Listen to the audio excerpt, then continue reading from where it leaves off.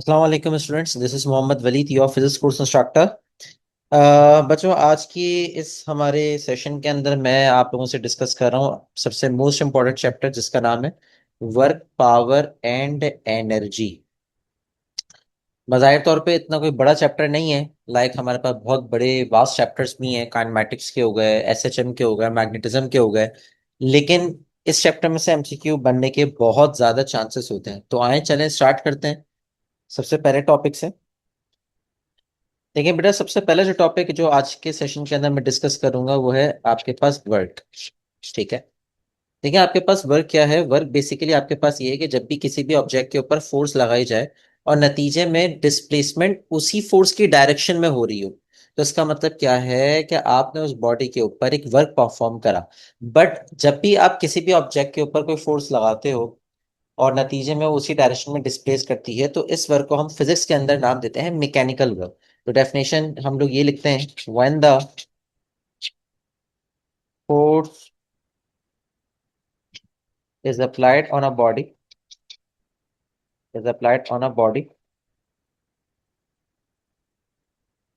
And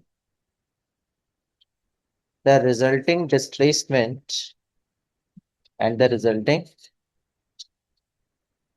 displacement is same in the direction of force, force। तो जिस direction में हमने फोर्स अप्लाई की, अगर उसी डायरेक्शन के अंदर डिस्प्लेसमेंट भी हो रही है, so it means that it means that a work is performed on the body, is performed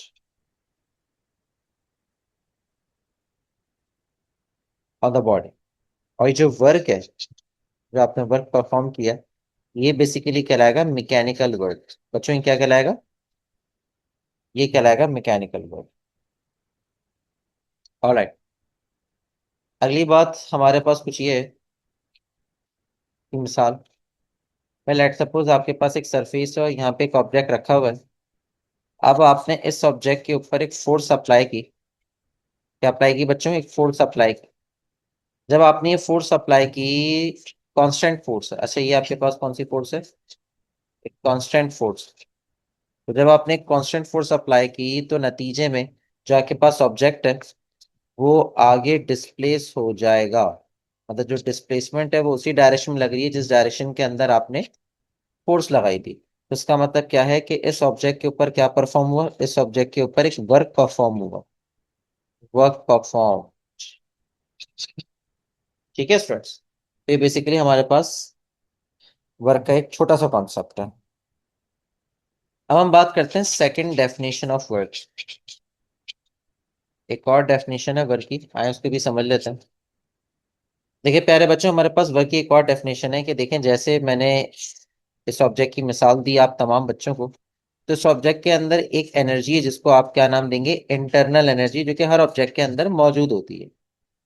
अब जब आपने इस ऑब्जेक्ट को पुश किया, जब आपने इस ऑब्जेक्ट को क्या किया? पुश किया, तो बेसिकली ठीक है, ये आपके पास ऑब्जेक्ट डिस्प्लेस कर गया एक जगह से दूसरी जगह पर। तो इसका मतलब ये है कि इस ऑब्जेक्ट के ऊपर वर्क परफॉर्म हुआ। ठीक है, वर्क परफॉर्म हुआ। तो बात यह है कि जब आपके पास ये ऑब्जेक्ट चलना स्टार्ट हो गया, जब आपके पास ये ऑब्जेक्ट मोशन में आ गया, तो अब इसके अंदर एक एनर्जी पैदा हो रही है, उसको आप क्या नाम देंगे? Kinetic energy store. तो इट मींस दैट पहले एनर्जी कौन सी थी? Internal energy. लेकिन जैसे ही आपने वर्क परफॉर्म करा, तो इस इंटरनल एनर्जी में क्या आ रहा है? इस इंटरनल एनर्जी में चेंज आ रहा है। और जैसे ही इस इंटरनल एनर्जी में चेंज आएगा, तो नतीजे में हमारे पास क्या होगा? ये काइनेटिक एनर्जी पैदा होगी। और जब काइनेटिक एनर्जी पैदा हो गई, तो इसका मतलब यह है कि किसी ना किसी एक्सटर्नल फोर्स ने इसके ऊपर वर्क डन किया है। सो इट मींस दैट कि जो हमारे पास वर्क डन है, ये इस बात की निशानी है कि हमारे सिस्टम में या हमारे सिस्टम की एनर्जी में चेंज आया है। तो वर्क डन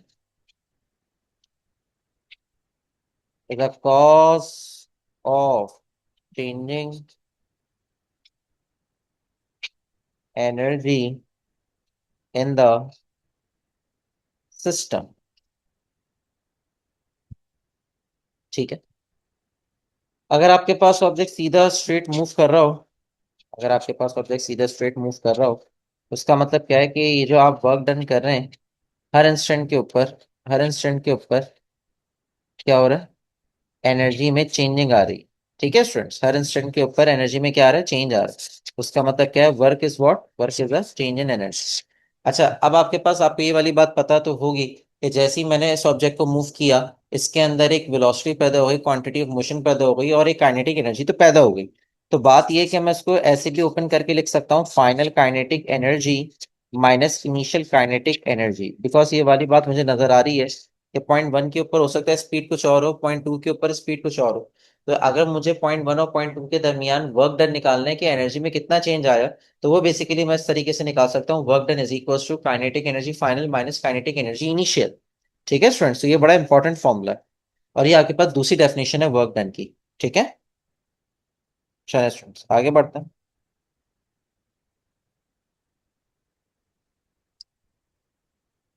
अच्छा, ये जो मैंने अभी आपके साथ ऊपर शेयर किया है, ये वाली जो इक्वेशन है, जो मैंने अभी आपके साथ ऊपर इक्वेशन ये जो शेयर की है, इसको आप वर्क एनर्जी थ्योरम भी कहते हैं, because it is the relationship between work and changing energy.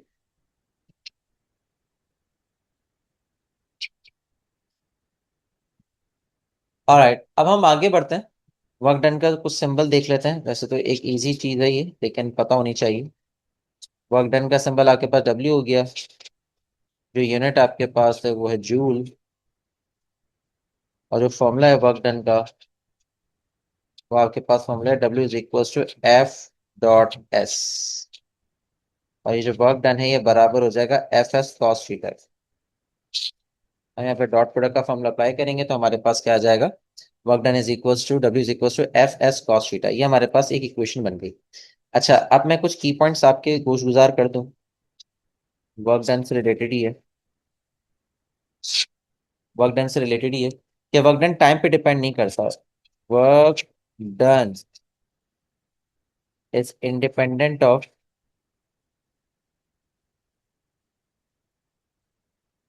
Time. Work done time पे डिपेंड नहीं करता। इसके अलावा जो आपके पास वर्क डन है, work done is comprised of, जब भी वर्क डन होता है तो या तो हमारे पास कांस्टेंट फोर्स लगती है,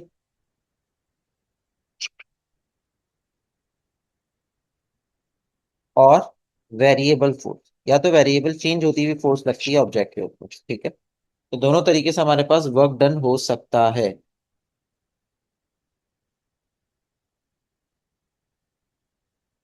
ठीक है जी। अच्छा, अब हम आगे बात करेंगे। ये जो हमारे पास डिस्टेंस है, डिस्टेंस बेसिकली हमारे पास बराबर होता है स्पीड इनटू टाइम के। तो अगर कांस्टेंट मोशन में, कांस्टेंट मोशन के अंदर ऑब्जेक्ट मूव कर रहा है, तो वर्क डन का फॉर्मूला बन जाएगा W is equal to F into V into T cos theta. ठीक है स्टूडेंट्स। अच्छा, यहाँ पे मैं गोश गुजार करना चाहूंगा तमाम स्टूडेंट्स के कि कांस्टेंट फोर्स, ये समझ लें कि कांस्टेंट वर्क डन किस सिचुएशन पे लग सकता है। तो आज जरा वो भी देख लेते हैं, पता होना चाहिए। देखिए, कांस्टेंट फोर्स, या जो हमारे पास एक या सेम रेट का जो वर्क डन है, वो हमें तब मिलेगा, वो हमें तब मिलेगा कि जब कांस्टेंट फोर्स लगे। तो मिसाल के तौर पर, वर्क इज कांस्टेंट,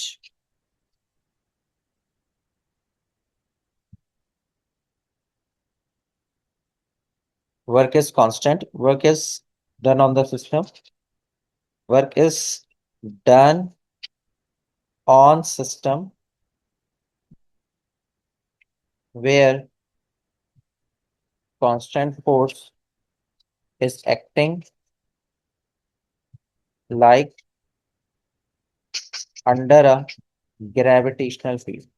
तो ग्रेविटेशनल फील्ड के अंदर कोई भी काम किया जाए तो हमारे पास ये वर्क डन होगा बाय कांस्टेंट फोर्स। ठीक है, और work done by variable force की सबसे अच्छी मिसाल क्या है, work done by variable force की सबसे अच्छी मिसाल आपके पास है, like during the vibrating motion, work done during vibratory motion, because उसमें फोर्स कंटिन्यूसली चेंज होती है, रिस्टोरिंग फोर्स, या taking off rocket to the outer space, taking off rocket to the outer space. तो ये बेसिकली हमारे पास work done by constant force और work done by variable force की कुछ की पॉइंट्स हो। अच्छा, अगर हम ग्राफ देखें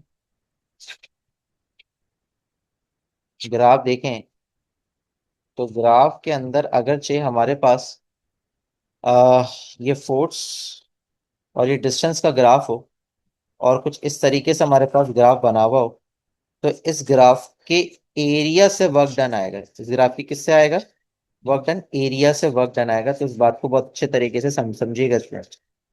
ठीक है, इसके ग्रेडियंट से कभी भी हमें वर्क डन नहीं मिलेगा, ये बात बहुत इंपॉर्टेंट है, इसको अपने जहन में तमाम स्टूडेंट्स ने याद रखना।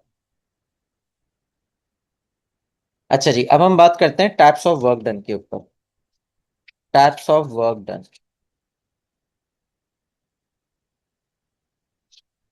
टाइप्स ऑफ वर्क, मेरे प्यारे बच्चों, सबसे पहले जो टाइप आपके पास है वो है पॉजिटिव वर्क।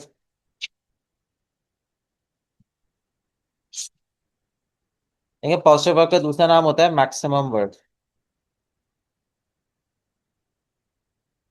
तो पॉजिटिव वर्क या मैक्सिमम वर्क के कुछ मामलात ये हैं कि अगरचे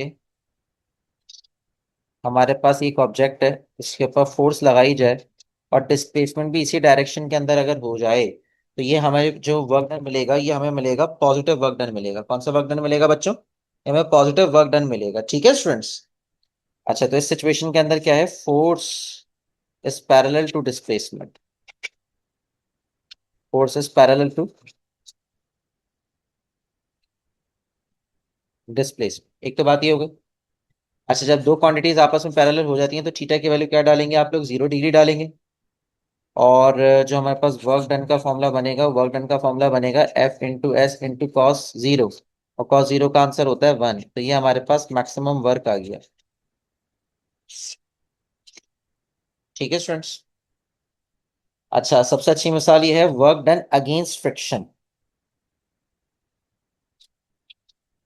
वर्क डन अगेंस्ट फ्रिक्शन, ये बहुत अच्छी मिसाल है। वर्क डन अगेंस्ट फ्रिक्शन, असल में इसमें स्टूडेंट कंफ्यूज होता है कि work done sir by the friction, तो ये वर्क डन अगेंस्ट फ्रिक्शन, तो ये तो नेगेटिव, ये तो नेगेटिव आ रहा है। तो भाई देखें, बात यह है कि अगर आप लॉजिकल बात देखें तो फ्रिक्शन आपके पास मोशन के अगेंस्ट लगती है। आप मालूम कर रहे हैं वर्क डन अगेंस्ट फ्रिक्शन, तो देखें अगर आपने आगे बढ़ना है तो वर्क डन फ्रिक्शन से ज्यादा करना पड़ेगा ना। देखें, वर्क डन तो फ्रिक्शन भी कर रही है, लेकिन अगर आपने अगेंस्ट काम करना है तो फ्रिक्शन से ज्यादा काम करना पड़ेगा, जो कि हमेशा पॉजिटिव होगा। ठीक है students. So work done against friction by engine. तो अगर आप यहाँ पे देखें कि इंजन एक थ्रस्ट फोर्स लगा रहा है और डिस्प्लेसमेंट हो रही है आगे की जाने, तो अगर आप यहाँ पे निकालें वर्क डन बाय इंजन, तो फॉर्मूला बन जाएगा F into S into cos theta, और थीटा के लिए यहाँ पे क्या डालेंगे? 0 डिग्री, बिकॉज दोनों आपस में पैरेलल हैं। और कॉस जीरो का आंसर होता है 1। सो ये आपके पास हो जाएगा एफ इंटू एस। ये आपके पास वर्क डन बाय इंजन की एक अदद इक्वेशन बन गई।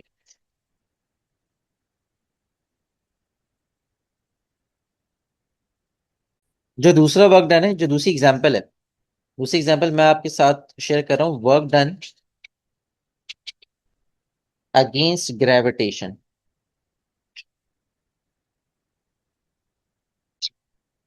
वर्क डन अगेंस्ट ग्रेविटेशन, तो ये भी आपके पास पॉजिटिव वर्क डन के अंदर ही आएगा, हमेशा हमेशा। ठीक है। आपको सोचें कि लेट सपोज ये आपके पास एक जमीन है और एक बॉल यहाँ पे मौजूद है। अब आपने क्या करना है? इस बॉल को अपने हाथ से उठाना है और आपने उसको ऊपर की जानिब क्या करना है? लिफ्ट करना है। क्या करना है बच्चों? लिफ्ट करना है। तो बेटा, लिफ्ट करने के लिए फोर्स तो लगाओगे, और आपको बात पता है कि ग्रेविटी नीचे खींचती है, लेकिन हम ग्रेविटी का वर्क डन कैलकुलेट नहीं कर रहे, हम कैलकुलेट करना चाह रहे हैं कि लिफ्ट जब आप ऑब्जेक्ट को करोगे तो कितना वर्क डन होगा। तो यहाँ पे भी अगर आप देखें कि ऑब्जेक्ट जब लिफ्ट हो रहा है तो ऊपर हाइट पे जाएगा, तो वर्क डन कैलकुलेट करना चाहेंगे तो फॉर्मूला बन जाएगा F S cos theta. Force आपके पास लगेगी lift force into H into cos 0 degree, और कॉस 0 का आंसर होता है 1। तो लिफ्ट फोर्स की वजह से जो वर्क डन आएगा हमेशा वो आएगा पॉजिटिव या मैक्सिमम वर्क डन। अच्छा, एक और मैं कुछ एग्जांपल्स आपके साथ शेयर करना चाहता हूँ। लेट सपोज अगर आपके पास ये तीसरी एग्जांपल शेयर कर रहा हूँ। लेट सपोज आपके पास एक ऑब्जेक्ट है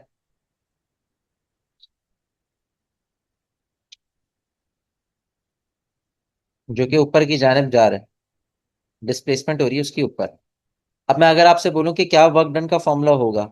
अच्छा, अगर आपके पास ये कांस्टेंट स्पीड से चल रहा है, कौन सी स्पीड से चल रहा है? कांस्टेंट स्पीड से। तो आप वर्क डन कैसे निकालेंगे? सबसे पहले तो बच्चों ये जो वेट इसके ऊपर लग रहा है, आप इस वेट को उसके दो कंपोनेंट्स में तोड़ दीजिए। तो एक कंपोनेंट तो आपको ये मिलेगा, ये कंपोनेंट कहलाएगा आपके पास डब्ल्यू कॉस थीटा, और ये वाला कंपोनेंट कहलाएगा डब्ल्यू साइन थीटा। ठीक है स्टूडेंट्स। ऊपर लगती है नॉर्मल रिएक्शन फोर्स। ऊपर कौन सी फोर्स लगती है बच्चों? Normal reaction force. इसको आप एन कह सकते हैं, ठीक है। अच्छा जी, तो इसका मतलब क्या है कि जो इंजन है उसने एटलीस्ट इतनी तो फोर्स लगानी है कि वो डब्ल्यू साइन थीटा को क्या कर सके, ओवरकम कर सके।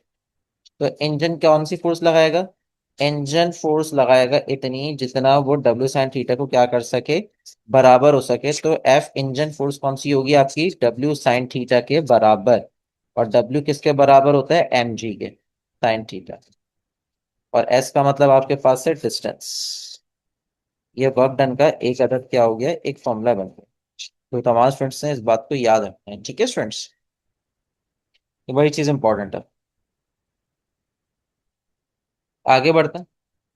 अगली बात हमारे पास आ रही है जीरो वर्क डन की।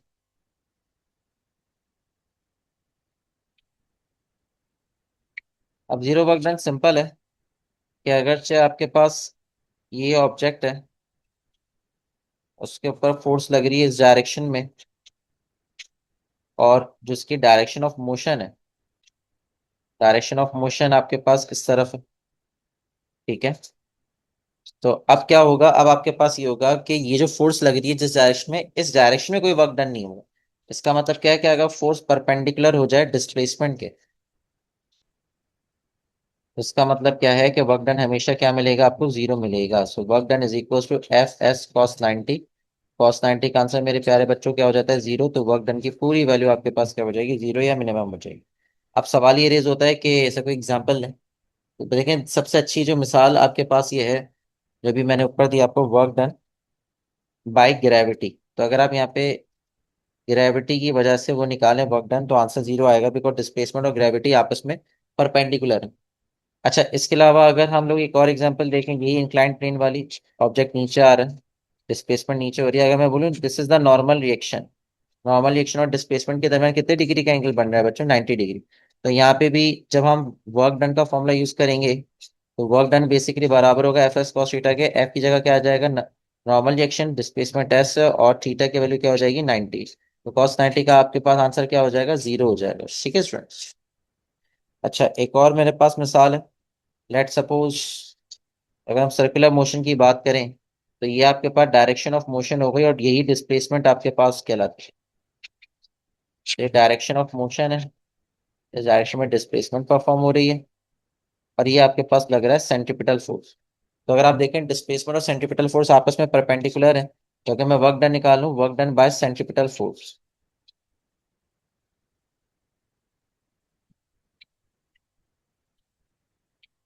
तो एफ एस कॉस थीटा हो जाएगा, फोर्स की वैल्यू हो जाएगी centripetal force, S S it is आ जाएगा।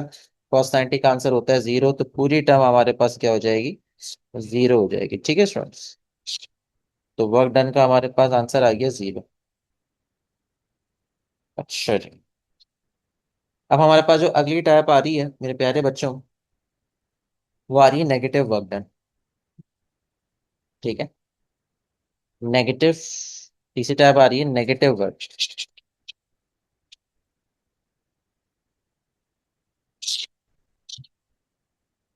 देखिए मेरे प्यारे बच्चों, नेगेटिव वर्क डन का कॉन्सेप्ट मैं दे रहा हूँ आप तमाम स्टूडेंट्स को।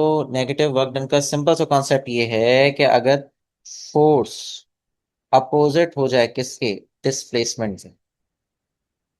अगर फोर्स अपोजिट हो जाए डिस्प्लेसमेंट के, तो याद रखिएगा हमेशा वर्क डन की वैल्यू क्या होगी, नेगेटिव होगी। ठीक है। सबसे अच्छी बात जो, सबसे अच्छी मिसाल आपके पास क्या है, सबसे अच्छी मिसाल आपके पास है वर्क डन बाय फ्रिक्शन। ये हमेशा नेगेटिव में आता है। कैसे? देखिए ऑब्जेक्ट आगे तो जरूर जा रहा है, डिस्प्लेसमेंट आगे हो रही है, लेकिन देखें जो फ्रिक्शनल फोर्स लगती है वो हमेशा मोशन के अगेंस्ट लगती है। तो अगर आप यहाँ पे वर्क डन निकालें बाय फ्रिक्शनल फोर्स, तो frictional force into S into cos. अब दोनों अब आपस में अपोजिट है, तो आप यहाँ पे 180 रखेंगे। 180 का आंसर आपके पास क्या होता है, 180 का आंसर होता है -1। फॉर्मूला बन जाएगा work done is equal to -FS। देखिए नेगेटिव वर्क डन आ रहा है। इसके अलावा work done against gravitation, work done against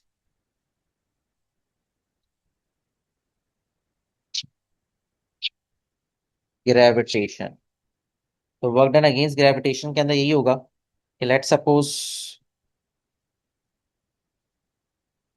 आपके हाथ में एक बॉल है, तो आप उसको जमीन से ऊपर की तरफ लेके जा रहे हैं। मतलब हाइट तो ऊपर है, लेकिन ग्रेविटी तो नीचे लग रही है ना। तो अगर हम बात करें work done by gravity when the object is lifted up, ठीक है, by the gravity, work done by gravity, work done bye gravitation, ये वर्क डन बाय ग्रेविटेशन है बच्चों। तो वर्क डन बाय ग्रेविटेशन की बात करें तो ऑब्वियसली फिर वो नेगेटिव होगा, लेकिन वर्क डन अगर हम स्टोर कर रहे हैं एक्सटर्नल फोर्स लगाकर, तो वो फिर पॉजिटिव होगा, मुझे कि मैंने अभी आपको ऊपर बताया था। तो F into S into cos theta, work done, ये फोर्स की वैल्यू आ जाएगी ग्रेविटेशनल फोर्स, डिस्प्लेसमेंट हो रही है ऊपर, और थीटा की वैल्यू होगी 180 डिग्री। तो यहाँ पे इसका जो राइट आंसर हो जाएगा वो हो जाएगा work done is equal to -F/H। ठीक है स्टूडेंट्स, तो ये मेरे पास नेगेटिव वर्क डन की मिसाल हो गई। भाई सवाल ये अब रेज होता है कि भाई वर्क डन को कैसे कैलकुलेट किया जा सके। तो देखें work done calculation, calculation of work done.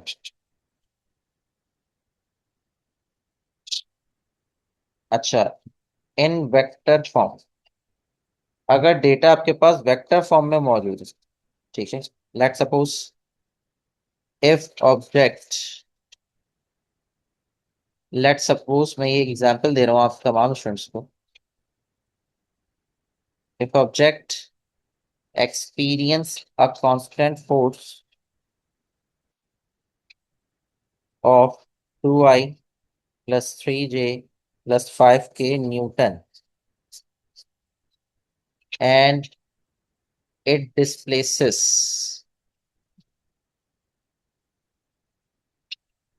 it displaces from point A 2 comma -3 -1 to 3 comma 4 comma 7, so work done will be। अब देखें यहाँ पे जो वर्क डन आपने कैलकुलेट करना है, बहुत इजी तरीके से करेंगे, F.Δr।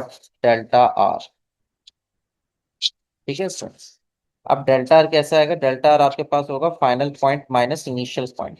फाइनल पॉइंट के कोऑर्डिनेट्स हैं 3,4,7, इनिशियल पॉइंट के कोऑर्डिनेट्स क्या हैं 2,-3,-1। तो अगर आप माइनस करें, 3 में से 2 माइनस करेंगे 1 आंसर आएगा, 4 में से -3 करेंगे तो माइनस माइनस प्लस हो जाएगा, तो ये हो जाएगा 7। और 7 में से सब्ट्रैक्ट कराएंगे -1, तो माइनस माइनस प्लस हो जाएगा, 7 माइनस माइनस मतलब +1 हो जाएगा 8। तो ये डेल्टा आर की वैल्यू आ गई। ठीक है स्टूडेंट्स, अब आप इसको यहाँ पे प्लेस करवा दें। फोर्स की वैल्यू आपके पास है 2I plus 3J plus 5K, और ये जो डेल्टा आर है इसको आप ऐसे लिख सकते हैं I plus 7J plus 8K। आप इसको सॉल्व करके आंसर लेकर आ सकते हैं। आई को आई से मल्टीप्लाई करवाएंगे तो 2 × 1 आपके पास 2 हो जाएगा, 3 × 7 21, और 5 × 8 40।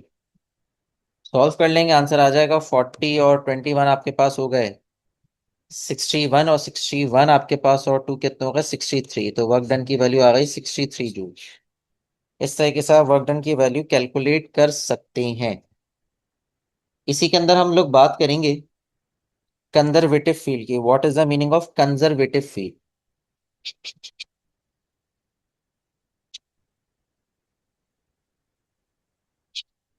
क्या कॉन्सेप्ट है कंजर्वेटिव फील्ड का?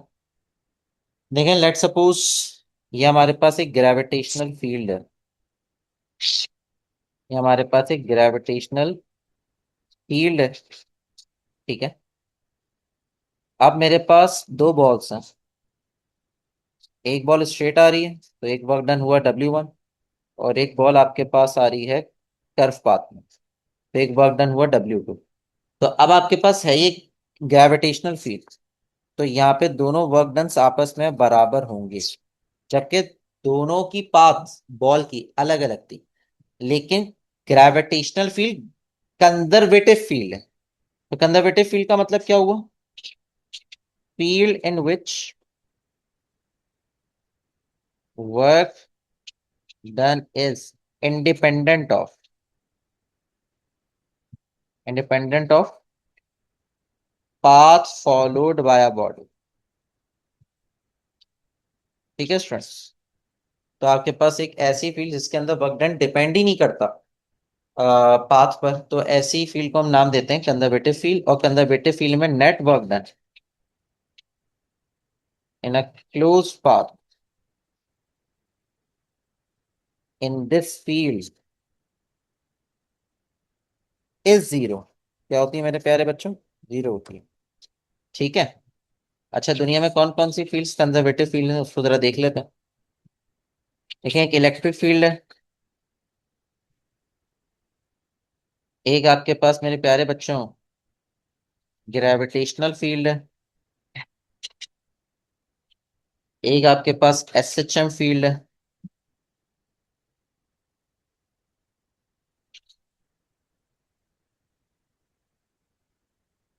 ठीक है। और एक आपके पास है मैग्नेटिक फोर्स। मैग्नेटिक फील्ड की बात नहीं की जा रही, मैग्नेटिक फोर्स की बात की जा रही है, ठीक है। अच्छा, अब मैं एक पंचलाइन लिख रहा हूँ, बिकॉज तमाम फ्रेंड्स में कंफ्यूज होते हैं कि मैग्नेटिक फील्ड कंजर्वेटिव है नॉन कंजर्वेटिव, तो मैं पहले ही बता दूं, मैग्नेटिक फील्ड नॉन कंजर्वेटिव है। Magnetic field, DC motor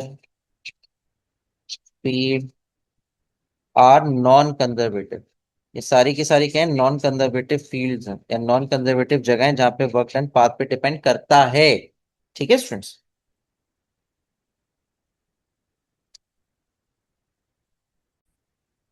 okay students, तो अब हम लोग अपने नए टॉपिक की तरफ चलते हैं। और जो हमारा नया टॉपिक है उसका नाम है एनर्जी। देखें, ये वो टॉपिक है जो कि आप लोगों ने अपने मैट्रिक के अंदर, 9 क्लास के अंदर, फर्स्ट ईयर के अंदर, सेकेंड ईयर में बेशुमार जगहों पर पढ़ा होगा। तो आए थोड़ा सा इसको एक्सप्लोर करते हैं। देखिए बच्चों, हमारे पास जो एनर्जी की डेफिनेशन है वो आपने तो पढ़ी होगी, the ability to do work. लेकिन अगर टेक्निकली देखा जाए तो एनर्जी एक ऐसी क्वांटिटी होती है, energy is that quantity that can be stored और ट्रांसफर।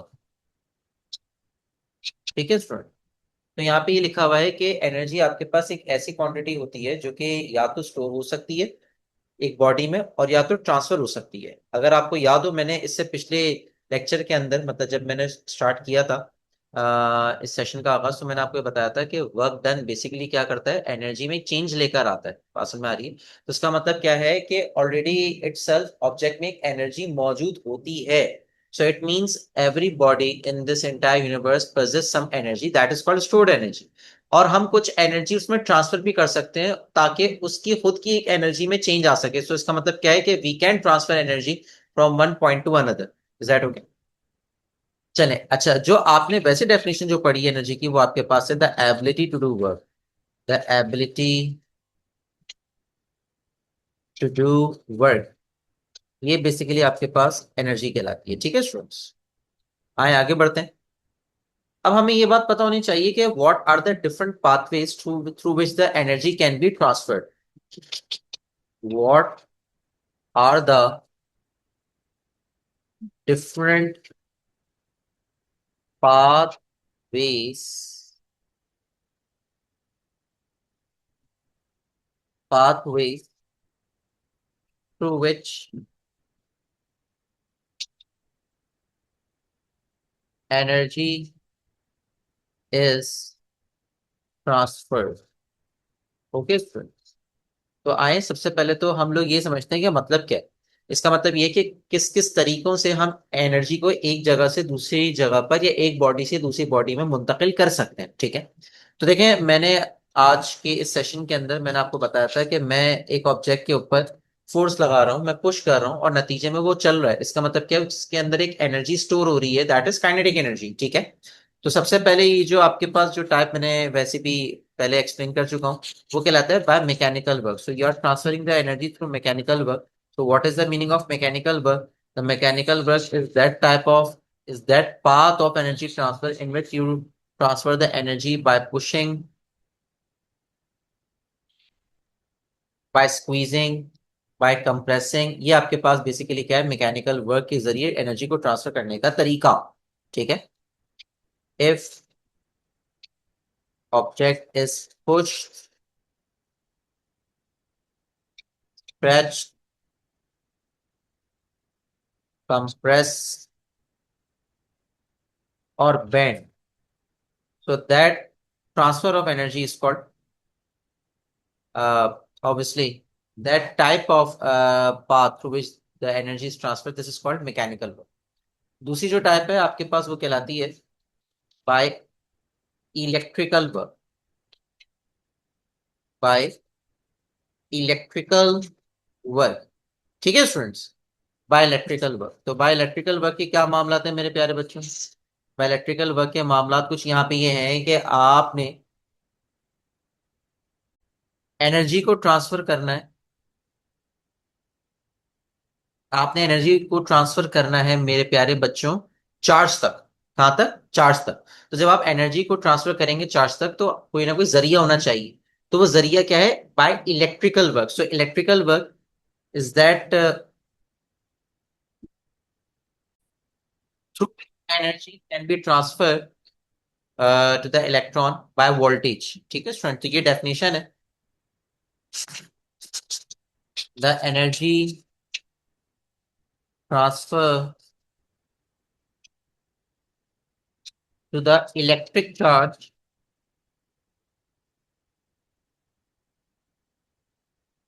Bye voltage. उसका मतलब क्या है कि आप वोल्टेज देकर एक चार्ज को एक जगह से दूसरी जगह पर क्या कर रहे हो, डिस्प्लेस करवा रहे हो, ठीक है स्टूडेंट्स।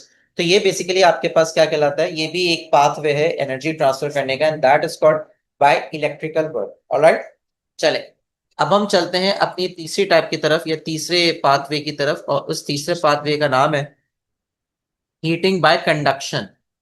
नाम क्या है बच्चों, हीटिंग बाय कंडक्शन, ठीक है। तो नाम से तो समझ में आ रहा है कि एक सॉलिड मेटल के अंदर अगर आप हीट एनर्जी को ट्रांसफर कर रहे हैं किसके जरिए, उसके अंदर फ्री इलेक्ट्रॉन्स होते हैं, उसके अंदर वाइब्रेशन होगी एटम्स की, तो वो बेसिकली हमारे पास तरीकार क्या कहलाता है, हीटिंग बाय कंडक्शन। अब लेट सपोज आपके पास यहाँ पर ये एक स्टील स्पून है और आप यहाँ पे इसको हीट प्रोवाइड कर रहे हो, तो जो बेसिकली यहाँ पर जो एटम होगा वो दूसरे एटम तक अपनी एनर्जी ट्रांसफर करेगा, और इस ट्रांसफरेंस ऑफ एनर्जी को हम क्या नाम देंगे, हीटिंग बाय कंडक्शन। और एक वक्त ऐसा आएगा कि जब यहाँ का टेम्परेचर उतना ही गर्म हो जाएगा जितना इस एंड का था, जो कि पॉइंट ए का था। तो ऐसा ऐसा जो आपके पास पॉइंट बी है वो भी गर्म हो जाएगा। So this method is called heating bye conduction. The heat energy is transferred by means of by means of free electrons या vibration of atoms, vibrations of atom within a solid matter, ठीक है students. अच्छा, अब हम चौथे अपने pathway की तरफ चलते हैं। तो चौथा पाथवे है वो बेसिकली हमारे पास कहलाता है heating bye conduction, sorry heating bye radiation, heating bye radiation. तो आपको पता है हीटिंग बाय रेडिएशन नाम से समझ में आ रहा है कि सूरज से जो एनर्जी हमारी अर्थ तक आती है तो वो basically in a form of radiations के जरिए आती है। ठीक है, तो ये बेसिकली हमारे पास जो तरीक़ाकार है एनर्जी ट्रांसफर करने का, that is the energy by heating bye radiations. Energy is being transferred by means of electromagnetic radiation, by means of electromagnetic radiations, electromagnetic radiation। ठीक है स्टूडेंट्स। अच्छा, अब सवाल ये रेज होता है कि सूरज से जो रेडिएशन निकलती है उनकी नेचर क्या होती है। तो मैं एक बात बता दूं, सूरज से कॉस्मिक रेज निकलती हैं। ठीक है, सूरज से इंफ्रारेड रेज निकलती हैं, और इसके अलावा सूरज से अल्ट्रा वायलेट रेडिएशंस रिलीज होती हैं। इन तमाम बातों को याद रखिएगा। ठीक है स्टूडेंट्स, चलें आगे बढ़ते हैं, उसको देखते हैं।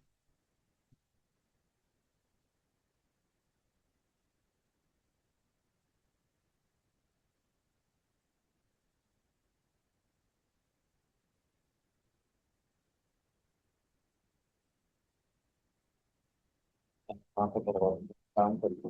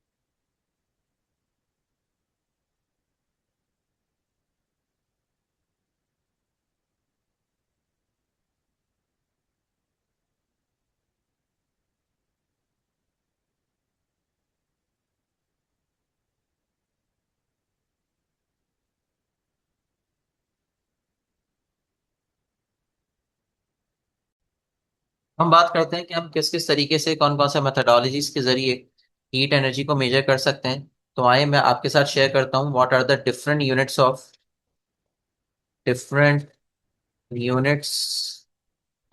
एनर्जी। ठीक है स्टूडेंट्स, तो सबसे पहली जो आपके पास जो यूनिट आपके पास आ रही है जिसको आप एसआई यूनिट बोलते हो, दैट इज जूल्स। ठीक है, इसके अलावा जो आपके पास अगली यूनिट है वो आपके पास है कैलोरीज। के अलावा अगली यूनिट है हमारे पास BTU। BTU stands for British thermal unit.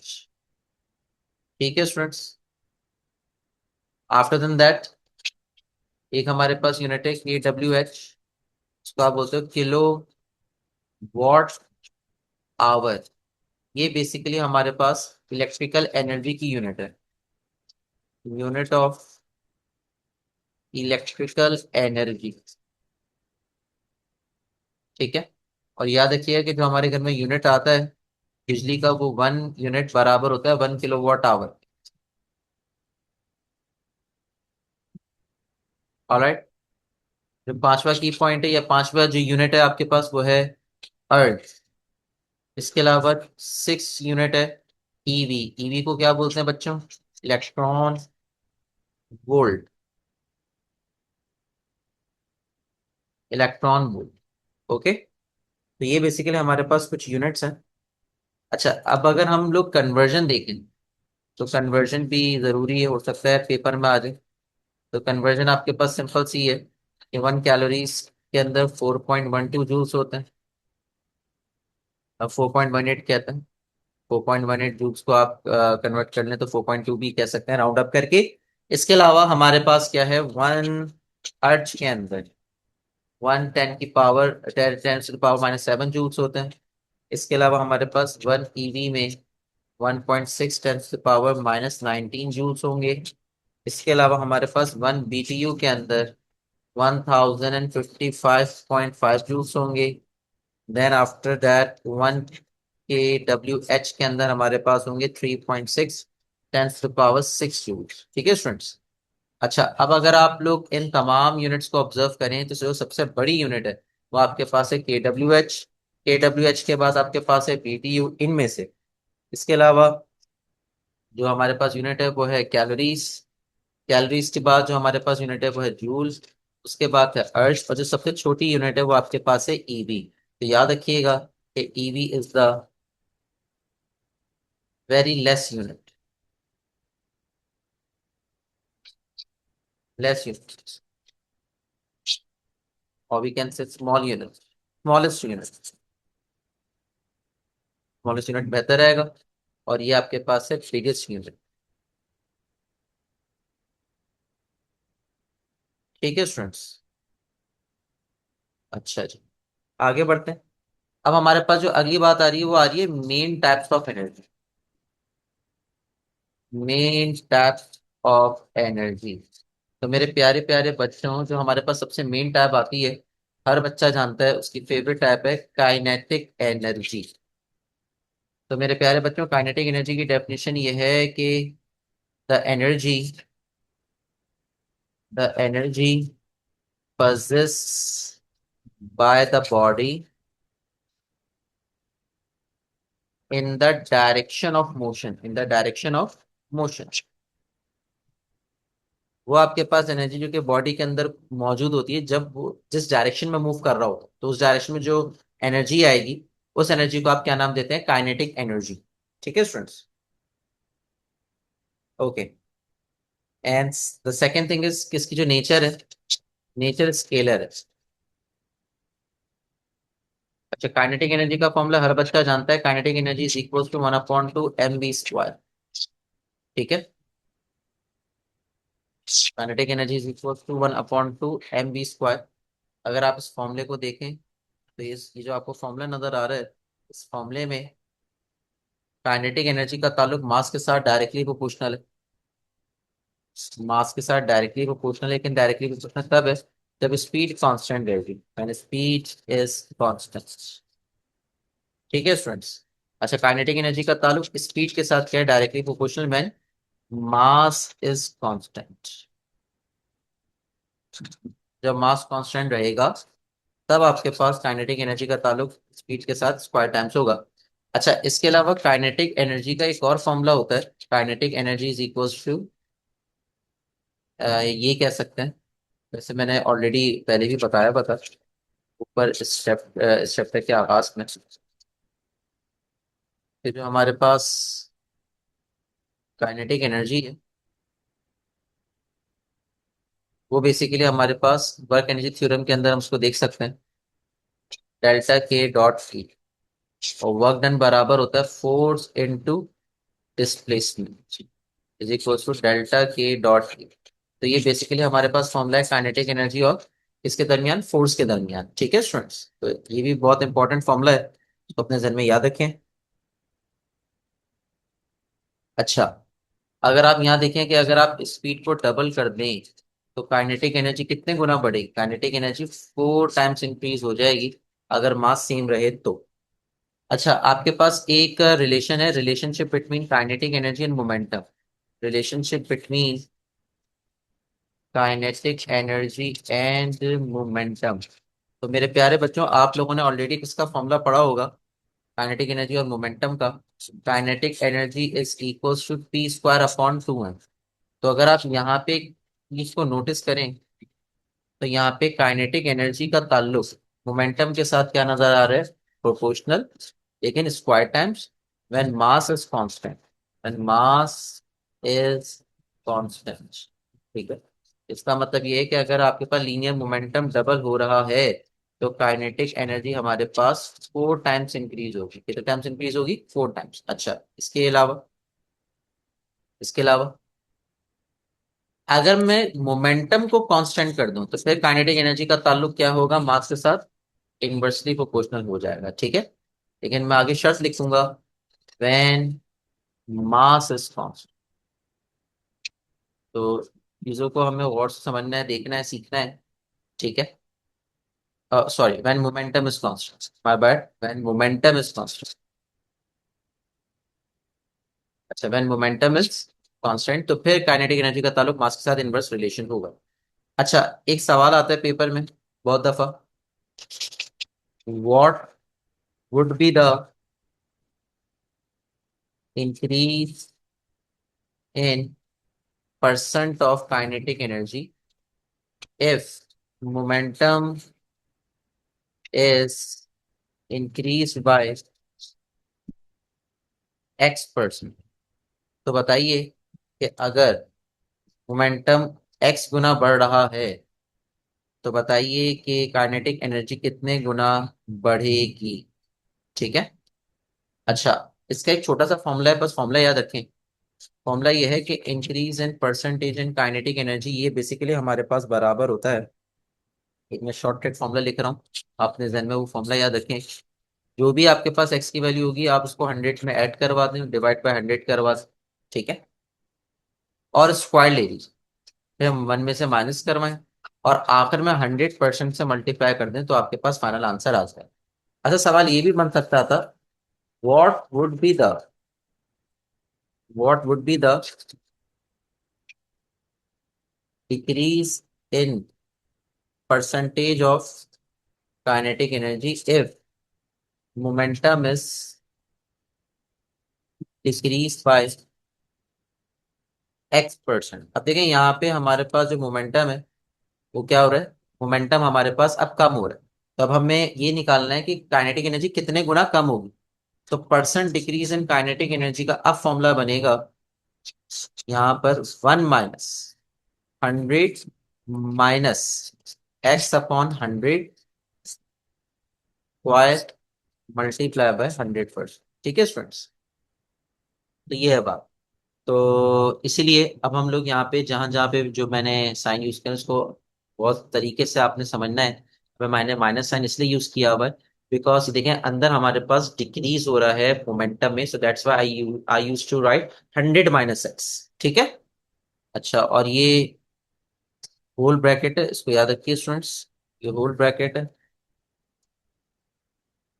ये होल ब्रैकेट है, ठीक है।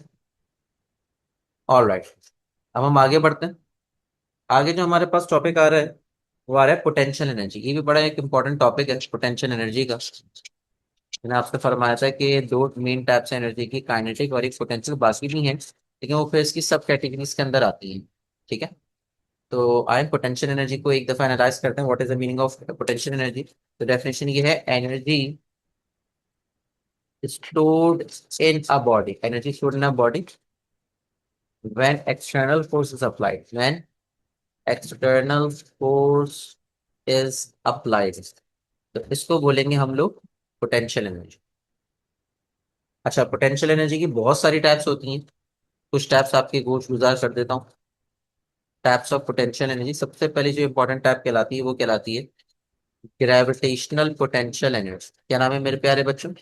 Gravitational potential energy. सिंपल सी डेफिनेशन है, energy stored in a body when it is uplift in a gravitational field। तो जो एनर्जी स्टोर होगी उसको आप क्या नाम देंगे? Gravitational potential energy. और जो फॉर्मूला आपके पास होगा वो फॉर्मूला होगा mg∆h। अच्छा, डेल्टा का कंसीडर लगाया हुआ है कि जैसे जैसे हाइट चेंज होगी वैसे वैसे ग्रेविटेशनल पोटेंशियल एनर्जी में भी क्या आएगा बच्चों? चेंज आएगा, ठीक है। अच्छा जी, दूसरी जो आपके पास टाइप है उसका नाम है इलास्टिक पोटेंशियल एनर्जी। नाम से तो समझ में आ रहा होगा, इलास्टिक पोटेंशियल एनर्जी का मतलब ये है कि energy stored in the elastic bodies, energy stored in elastic bodies when external force is applied, when external force is applied। जब आप एक एक्सटर्नल फोर्स लगाते हैं तो होगा क्या, होगा आपके पास ये कि एक एनर्जी स्टोर हो जाएगी उस बॉडी में जो कि उसको वापसी अपनी जगह पे लेकर आएगी। तो that energy is called elastic potential energy. और इसका फॉर्मूला वैसे भी हमने एक चैप्टर के अंदर पढ़ा हुआ है कि इलास्टिक पोटेंशियल एनर्जी का जो फॉर्मूला होता है ना मेरे प्यारे बच्चे, वो होता है 1/2 k x²। स्प्रिंग के अंदर हमने ये फॉर्मूला कहीं ना कहीं पढ़ा। ठीक है। अच्छा जी, एक और टाइप आती है, इसको आप कह सकते हैं इलेक्ट्रिक पोटेंशियल एनर्जी। क्या नाम है मेरे प्यारे बच्चों? Electric potential energy. Electric potential energy नाम समझ में आ रहा होगा। ठीक है। The energy stored in a charge so that it can displace in electric field, it can displace in electric field. Electric field में चलाने के लिए चार्ज के ऊपर जो आप वर्क डन स्टोर कर रहे हैं, जो एनर्जी स्टोर कर रहे हैं, उसको बोलते हैं इलेक्ट्रिक पोटेंशियल एनर्जी। और इलेक्ट्रिक पोटेंशियल एनर्जी का जो फॉर्मूला है वो बेसिकली आपके पास बराबर है voltage times charge. This is electric. ठीक है। This is electric. और इस V का मतलब वोल्टेज है और Q का मतलब बच्चों क्या है, चार्ज। ठीक है। अच्छा जी, एक और टाइप होती है जो कि आपने हो सकता है सुना हो, उसको बोलते हैं एब्सोल्यूट ग्रेविटेशनल पोटेंशियल एनर्जी। नाम क्या है मेरे प्यारे बच्चों? Absolute gravitational potential energy. तो नाम से क्या समझ में आ रहा है? नाम से मेरे प्यारे बच्चे आपको समझ में ये आ रहा है कि एक ऐसी एनर्जी जो कि स्टोर हो ताकि हमारे पास ऑब्जेक्ट एक इंफिनिटी से कहां पर आ सके, रेफरेंस पॉइंट पर आ सके। मिसाल के तौर पर आपके पास एक ऑब्जेक्ट मौजूद है इंफिनिटी पर और उसको जमीन की सतह पर यहाँ पर आना है, लेट सपोज यहाँ आना है। ये अब आपके पास रेफरेंस पॉइंट है और ये आपके पास क्या है, इंफिनिटी। तो अब आप क्या करेंगे, आप इसके ऊपर एक वर्क डन स्टोर करवा रहे होंगे जिसके नतीजे में इंफिनिटी से कहां पर आएगा, एक रेफरेंस पॉइंट की तरफ आएगा। तो ये बेसिकली हमारे पास क्या कहलाती है, energy store, absolute gravitational potential energy. तो डेफिनेशन सिंपल सी हुई, energy stored in a body to displace it from infinity, from infinity to the reference point, to the reference point। ठीक है मेरे प्यारे बच्चों, तो ये बेसिकली हमारे पास कहलाती है एब्सोल्यूट ग्रेविटेशनल पोटेंशियल एनर्जी। और उसका जो फॉर्मूला था एब्सोल्यूट ग्रेविटेशनल पोटेंशियल एनर्जी का, वो फॉर्मूला है -G m/m/e/r। ठीक है। m का मतलब मास ऑफ बॉडी है, मास ऑफ बॉडी। एंड ई का मतलब आपके पास है mass of earth, mass of earth. और आर का मतलब है distance, distance from infinity to the reference, to the reference point. ये आर का मतलब रेडियस नहीं है बच्चों, उसका ख्याल रखिएगा। ठीक है। तो हमने ये तीन तरह की, चार तरह की एनर्जीज डिस्कस की। ठीक है। अच्छा, अब हमारे पास एक आपके साथ पूछ गुजार कर रहा हूँ, energy store chart. Energy store, तो जैसा कि मैं स्टूडेंट्स से कह रहा था कि अब जो हमारा टॉपिक है एनर्जी स्टोर, तो एनर्जी स्टोर के अंदर बेटा ये जो चार्ट आपको नजर आ रहा है, ये चार्ट बहुत इंपॉर्टेंट है। इसके अंदर आपको ये पता चलेगा कि किस किस सिचुएशन में ऑब्जेक्ट के अंदर कौन सी एनर्जी स्टोर होती रहेगी। अब लेट सपोज ये बात मैंने आपसे अर्ज की थी कि जब आपके पास ऑब्जेक्ट चलेगा, जब आपके पास ऑब्जेक्ट मोशन में होगा, तो उसके अंदर जो एनर्जी स्टोर हो रही होगी एक्सटर्नल फोर्स की वजह से या सराउंडिंग की कंडीशंस की वजह से, तो वो स्टोर्ड एनर्जी क्या कहलाएगी, gravity, that is called kinetic store, kinetic energy store. अच्छा, जब आपके पास किसी भी ऑब्जेक्ट को अपलिफ्ट किया जाएगा तो उसके अंदर जो एनर्जी इंड्यूस होगी, जो एनर्जी स्टोर होगी, उसको आप क्या नाम देंगे? उसको आप लोग नाम देंगे ग्रेविटेशनल पोटेंशियल स्टोर नाम देंगे। ठीक है, तो ये मैं डिस्कस ले कर रहा हूं ताकि आपको सिचुएशन पता लग सके। अच्छा जी, इलास्टिक पोटेंशियल स्टोर का मतलब क्या है कि जब भी आप किसी भी इलास्टिक बॉडी को, स्प्रिंग को आप खींचेंगे तो उसके अंदर आपने एक एनर्जी स्टोर करा दी, उसको आप क्या नाम देंगे? Elastic potential store. इसके अलावा मैग्नेटिक एनर्जी, इसका मतलब क्या है? इसकी डायग्राम में बना देता हूँ। लेट सपोज आपके पास एक मैग्नेट है। अब ये किसी कॉपर मेटल को, किसी मेटल को अपनी तरफ क्या कर रहा है? अट्रैक्ट कर रहा है। लेकिन जब ये अपनी तरफ अट्रैक्ट करेगा तो लाजमी फोर्स लगाएगा। अब जैसी ही फोर्स लगेगी तो इसका मतलब क्या है कि इस मैग्नेट ने इस मेटल के अंदर एक एनर्जी स्टोर की। उस स्टोर्ड एनर्जी को आप क्या नाम देंगे? मैग्नेटिक एनर्जी स्टोर नाम देंगे। ठीक है, इसके अलावा फिर हमारे पास बात आती है इलेक्ट्रोस्टैटिक। लेट सपोज अगरचे हमारे पास दो चार्जेस हैं, एक हमारे पास पॉजिटिव चार्ज है, एक हमारे पास नेगेटिव चार्ज है, तो ये दोनों एक दूसरे के ऊपर क्या लगा रहे हैं? फोर्स लगा रहे हैं। तो इसका मतलब क्या है कि जब ये दोनों एक दूसरे के ऊपर फोर्स लगाएंगे तो लाजमी ये दोनों एक दूसरे पर एक एनर्जी स्टोर करवा रहे हैं, and that energy store is called electrostatic store. Is that okay students? दूसरा आपके पास है केमिकल स्टोर। केमिकल स्टोर का मतलब क्या है? देखिए, अगर आप बाजार से कोई बैटरी परचेज करते हैं तो उसके अंदर केमिकल रिएक्शंस हो रहा होता है। जब आप उसको करंट प्रोवाइड करें, जब आप उसको सोर्स प्रोवाइड करो तो उसके अंदर रिएक्शन प्रोसीड होगा। तो बात यह है कि वो जो रिएक्शन है वो क्या क्या शो कर रहा है कि बैटरी के अंदर एक एनर्जी स्टोर हो रही है, जिसको आप क्या नाम देंगे? केमिकल स्टोर नाम देंगे, जो कि आगे जाके यूटिलाइज हो सकती है।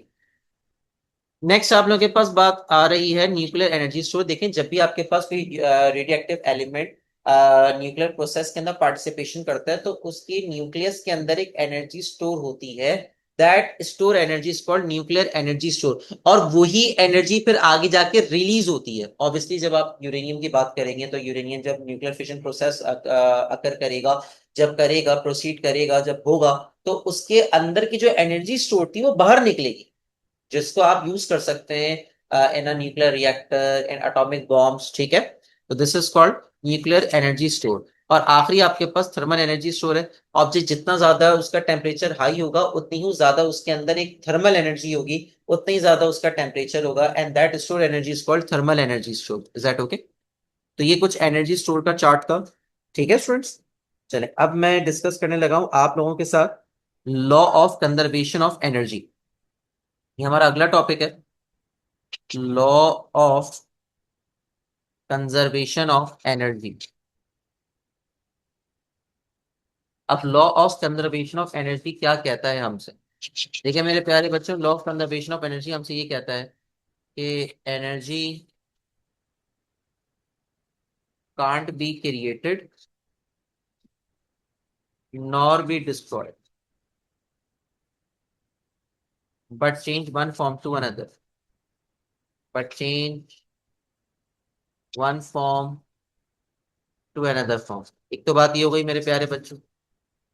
अच्छा, दूसरी बात, देखें, लेट सपोज अगर आपके पास कोई ऑब्जेक्ट ऊपर से नीचे आ रहा है तो बात यह है कि उसके अंदर ग्रेविटेशनल पोटेंशियल एनर्जी में चेंजिंग आएगी, जो कि बराबर होगी चेंज इन काइनेटिक एनर्जी के। तो यही तो मेन कॉन्सेप्ट है कि एनर्जी में जो चेंज आ रहा है तो जिस एनर्जी में चेंज आएगा तो लाजमी कोई दूसरी एनर्जी प्रोड्यूस हो रही होगी। एक एनर्जी कम हो रही है तो दूसरी एनर्जी प्रोड्यूस होगी। अच्छा जी, ग्रेविटेशनल पोटेंशियल एनर्जी को हम लिख सकते हैं एम जी डेल्टा एच, और काइनेटिक एनर्जी को हम लिख सकते हैं 1/2 m v स्क्वायर। अगर इनिशियल स्पीड जीरो है तो हमारे पास v2 माइनस वी वन बनेगा, v1 की वैल्यू हम जीरो प्लेस करवाएंगे तो ऑब्वियसली हमारे पास जो v2 minus V one initial speed zero ले लें तो v2 आपके पास v के बराबर आ गया। तभी मैंने यहाँ पे डेल्टा भी नहीं लिखा, सिर्फ v लिखा हुआ। m से m कैंसिल हो सकता है तो हमारे पास v स्क्वायर का एक फॉर्मूला बन सकता है 2g डेल्टा एच, रूट ले लेंगे बोथ साइड तो v का एक फॉर्मूला बन जाएगा 2g डेल्टा एच। तो ये बेसिकली हमारे पास एक इंटरवल पर जो स्पीड होगी ऑब्जेक्ट की वो हम इस फॉर्मूले से कैलकुलेट कर सकते हैं। ठीक है, चलिए जी आगे बढ़ते हैं।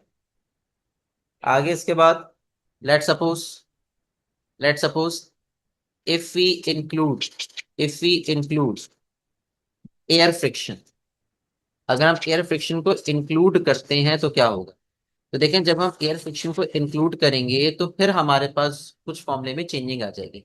लेट सपोज हमें ये वाली बात पता है कि जब आपके पास when object is moving down, when object is moving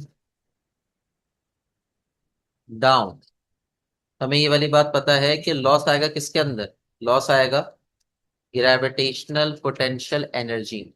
ठीक है, तो लाजमी हमारे पास गेन आएगा काइनेटिक एनर्जी में।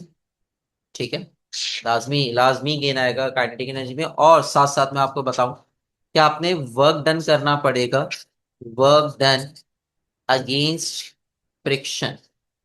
ये बड़ी चीज इंपॉर्टेंट है, तो ध्यान में याद रखिएगा। ये फॉर्मूला जरूरी है कि जब हम एयर फ्रिक्शन को इंक्लूड करेंगे तो लाजमी हमें वर्क डन करना पड़ेगा एयर फ्रिक्शन के खिलाफ। अब जो हमारा अगला टॉपिक स्टार्ट करने लगे हैं हम लोग, मेरे प्यारे बच्चों, वो है स्केप वेलोसिटी। ठीक है, स्केप वेलोसिटी कॉन्सेप्ट अब हम डिस्कस करने लगे। What is the true concept behind the escape velocity? तो आए समझते हैं स्केप वेलोसिटी को। स्केप वेलोसिटी का कॉन्सेप्ट क्या है? देखिए, अगर नाम से अगर आप लोग थोड़ा सा अंदाजा लगाएं, तो ये हमारे पास एक प्लैनेट है। ठीक है, और ये आपको नजर आ रहा है कि ये एक आपके पास एक सैटेलाइट है जिसको स्केप करना है, इसकी ग्रेविटेशनल फील्ड को रेजिस्ट करते हुए इससे बाहर निकलना है। तो अब इसके अंदर जो वेलोसिटी पैदा होगी that is called escape velocity. ठीक है स्टूडेंट्स, तो डेफिनेशन आपके पास सिंपल सी यही है कि the velocity the velocity required the velocity required by the satellite by the satellite to overcome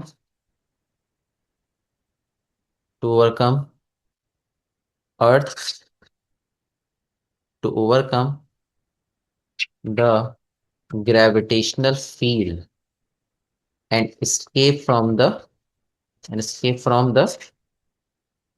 surface of planet। ठीक है फ्रेंड्स, इसको आप नाम क्या देते हैं? Escape velocity. अच्छा, अब आप इसका फॉर्मूला कैसे ड्राइव करेंगे स्केप वेलोसिटी का? According to law of conservation of energy. Law of conservation of energy के मुताबिक जब भी आपके पास कोई ऑब्जेक्ट जमीन से बाहर निकलने की कोशिश करेगा, तो उसके अंदर एक एनर्जी पैदा होगी या एनर्जी स्टोर करवाई जाएगी। उसको आप क्या नाम देंगे? Absolute gravitational potential energy, because वो जमीन से बाहर निकलना चाहता है। ठीक है, और जो कि बराबर होगी उसकी मोशन के। तो हम लोग एब्सोल्यूट ग्रेविटेशनल पोटेंशियल एनर्जी को मानते हैं कि ये काइनेटिक एनर्जी के बराबर है। अब काइनेटिक एनर्जी के बराबर इसलिए बिकॉज हमें ये बात पता है ना कि एक सैटेलाइट ऊपर जा रही है तो मोशन तो प्रोड्यूस होगी।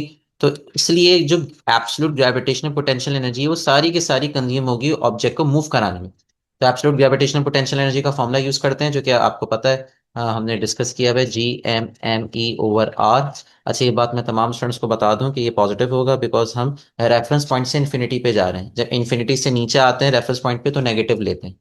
खैर, तो काइनेटिक एनर्जी का फॉर्मूला रखें, half M B square, M से एम कैंसिल। अगर आप स्पीड निकालेंगे तो 2 G m e/r। अगर आप रूट लीजिए बोथ साइड तो हमारे पास जो फॉर्मूला है वो कुछ बन जाएगा। रूट लेने के बाद v is equals to, that is escape velocity is equals to √2 G m e/r।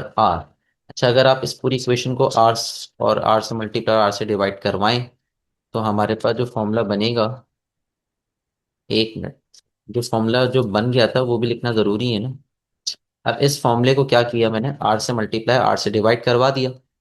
अब नतीजे में ये हुआ कि हमारे पास ये 2 G m e/r² बन गया और आगे बच गया r।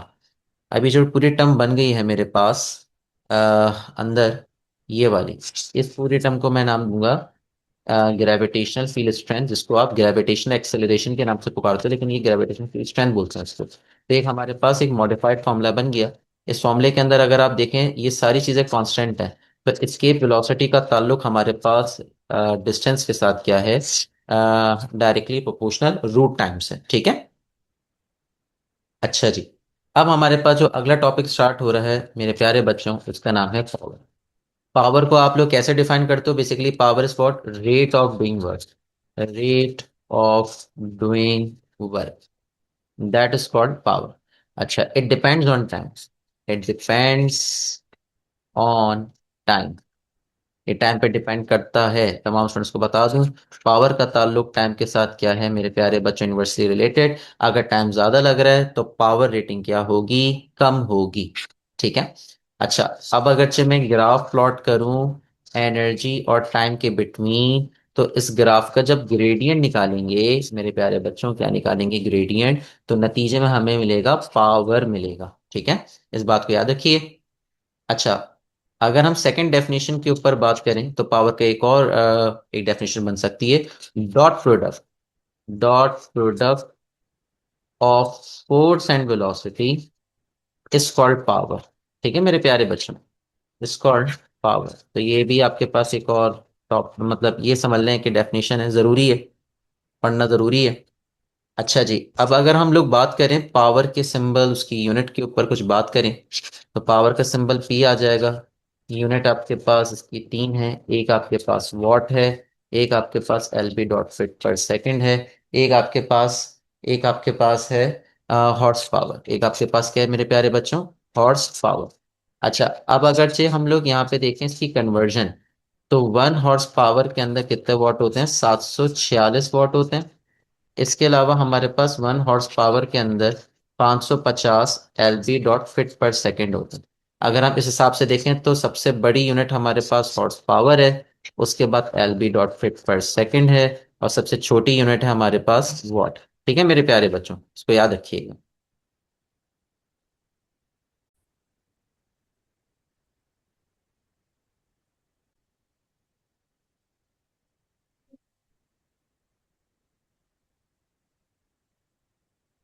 बच्चों बात करते हैं इसके फॉर्मूले के ऊपर। जो आपके पास फॉर्मूला है पावर का, आए उसको डिस्कस कर लेते हैं, पावर का फॉर्मूला डिस्कस करते हैं। पावर का जो मेन फॉर्मूला है, power P is equal to work upon time, work over time. अच्छा, ये तो आपके पास बेसिक फॉर्मूला है। अच्छा, अब अगर हम लोग इसको देखें तो हमने अभी अभी पीछे एक बात पढ़ी थी कि जो वर्क है, work is a form of energy, तो हम इसको एनर्जी अपॉन टाइम भी पढ़ सकते हैं। अब एनर्जी की जगह हम यहाँ पे हीट एनर्जी की भी वैल्यू प्लेस करवा सकते हैं। अगर हम हीट एनर्जी की वैल्यू प्लेस करवाएंगे तो हीट एनर्जी का फॉर्मूला आपके पास हो जाएगा mc∆T। ठीक है, आपके पास ये डेल्टा ई को हम लोग इलेक्ट्रिकल एनर्जी अगर लें, तो इलेक्ट्रिकल एनर्जी निकालने का फॉर्मूला होता है voltage into current into time. तो एनर्जी न्यूमिनेटर में कोई से भी फैक्टर प्लेस करवा सकते हैं। ठीक है स्टूडेंट्स। अच्छा, if object is moving up, if object is moving up, अगर आपके पास ऑब्जेक्ट ऊपर की तरफ जा रहा है, अगर आपके पास ऑब्जेक्ट ऊपर की तरफ जा रहा है, तो जो हमारे पास चेंज इन एनर्जी है वो किसके बराबर हो जाएगी, change in gravitational potential energy के, जो कि खुद बराबर होता है किसके बच्चों, mg∆h के। तो हमारे पास ये पूरा फॉर्मूला पावर का बन जाएगा, power p is equal to mg∆h over time. ठीक है स्टूडेंट्स, आगे बढ़ते हैं। अच्छा, अब हमारे पास जो बात आ रही है वो ये आ रही है कि पावर का जो हमने दूसरी डेफिनेशन पढ़ी थी, तो उसके अकॉर्डिंग हमारे पास एक और फॉर्मूला बन सकता है। ठीक है, एक और फॉर्मूला बन सकता है, power p is equal to F dot B, power is the dot product of force and velocity. तो अगर हम यहाँ पे डॉट प्रोडक्ट का फॉर्मूला अप्लाई करें तो ये बन जाएगा एफ पी कॉस थीटा। क्या बन जाएगा बच्चों, एफ पी कॉस थीटा। अच्छा, अब अगर हम लोग यहाँ पे मैक्सिमम पावर चाहते हैं, तो मैक्सिमम पावर के लिए हमारे पास फोर्स और वेलोसिटी आपस में क्या होने चाहिए, पैरेलल होने चाहिए, पैरेलल होने चाहिए। मतलब थीटा की वैल्यू अगर 0 डिग्री आ गई तो मैक्सिमम पावर आएगी, और अगर हम चाहते हैं कि मिनिमम पावर आए, तो मिनिमम पावर तब आएगी जब फोर्स और वेलोसिटी आपस में क्या हो जाए, परपेंडिकुलर हो जाए। परपेंडिकुलर के बाद थीटा की वैल्यू क्या लेते हैं हम लोग, 90 डिग्री लेते हैं। ठीक है स्टूडेंट्स, तो ये फॉर्मूला बड़ा काम का है, इसको अपने जहन में तमाम स्टूडेंट्स याद रखें। इसको मैं यहाँ पर हाईलाइट कर देता हूँ। ठीक है। अच्छा, तमाम स्टूडेंट्स की ये गोश गुजार कर दूं कि जैसे अभी मैंने आपसे फरमाया कि इलेक्ट्रिकल पावर भी कुछ नाम की चीज होती है। तो अगर हम इलेक्ट्रिकल पावर का फॉर्मूला देखें तो इलेक्ट्रिकल पावर का फॉर्मूला होगा वोल्टेज इनटू करंट। ठीक है, what is V, V is the voltage, it's not the velocity. हाँ, ऊपर ये जो आपके पास वी नजर आ रहा है, ये आपके पास बेसिकली क्या है, ये हमारे पास वेलोसिटी है, इसका ख्याल रखते हुए। ठीक है स्टूडेंट्स। अच्छा जी, आगे बढ़ते हैं। आगे हमारे पास जो बात आ रही है वो कुछ ये आ रही है कि अगर हम लोग किसी भी ऑब्जेक्ट की एफिशिएंसी निकालें, तो एफिशिएंसी निकालने के बहुत सारे तरीके हैं। देखें, एफिशिएंसी निकालने की ये तरीका ये है, एक तरीका ये है कि अगर आप एनर्जी गिवन हो, आपको क्या गिवन हो, एनर्जी, तो एनर्जी आउटपुट को डिवाइड करवा दें एनर्जी इनपुट से। किसे डिवाइड करवा दें? एनर्जी इनपुट से। तो हमारे पास आ जाएगा एफिशिएंसी। और अगर हम लोग पावर की फॉर्म में ये फॉर्म एफिशिएंसी लिखना चाहें, पावर की फॉर्म में, तो फिर एफिशिएंसी का फॉर्मूला हमारे पास बन जाएगा power output upon power input into 100%। अच्छा, तमाम स्टूडेंट्स ने याद रखना है, तमाम स्टूडेंट्स ने याद रखना है कि अगरचे हम लोग एनर्जी निकालें आउटपुट, तो लेट सपोज अगर एक गाड़ी चल रही है, अगर हम उसकी एनर्जी कैलकुलेट कर रहे हैं तो उसकी आउटपुट एनर्जी होगी। ठीक है। अगर हम आउटपुट एनर्जी में अगर हम ऐड कर देते हैं वर्क डन बाय फ्रिक्शन, तो इन दोनों को ऐड करने से हमारे पास मेरे प्यारे बच्चों क्या आ जाएगा? हमारे पास आ जाएगा इनपुट पावर। ठीक है। तो ये बात काम की है। हमारे पास क्या चीज आ जाएगी? इनपुट पावर आ जाएगी। ठीक है, सॉरी, इनपुट एनर्जी आ जाएगी, sorry, my bad. Input energy आ जाएगी, बिकॉज एनर्जी की बात की जा रही है तो एनर्जी आएगी। Input energy. ठीक है स्टूडेंट।